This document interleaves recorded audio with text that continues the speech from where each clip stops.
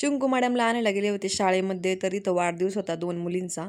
तर केक आणला होता आणि सेलिब्रेशन चालू होतं, तर मग मला थांबावं लागलं. चिंकूला यांना बसवलं होतं डोक्यामध्ये टोपी घालून, त्यांना तर मग खूपच आनंद झाला होता. केक म्हटल्यावर काय नाही का मुलांना आवडतं. का बरं? टायगर येतोय आणि येतो ना, आणि छोट्या बाळांना खातो. कुठं पकडतो? इथं ना. चिंकूचे बाबा आले होते शाळेतून आणि ते म्हणत होते त्यांच्या तिकडे एका मुलाला बिबट्याने खाल्लं, तर चिंकूने ते ऐकलं. मग ती म्हणायला लागली की बाहेर जायचं नाही, बिबट्या खातो बाहेर गेल्यावर, टायगर येतो. मला सांगत होते आई बाहेर जाऊ नको. म्हणजे छोट्या छोट्या मुलांना पण कळतं आपण जर बोललो ना गोष्टी अशा काही. सध्या खूप ठिकाणी बिबट्यानी मुलांना खाल्लंय आणि दररोज ऐकू येते कुठं ना कुठं कोणाचा ना कोणाचा बळी जातोय, पण काय याच्यावर काय उपाय करी नाही कोणी. इथे चालू होतं चिंकूचं उड्या मारायचं काम. व्हिडिओ आवडला असेल तर व्हिडिओवर लाईक करा, शेअर करा, चॅनलला सबस्क्राईब करा. बाय.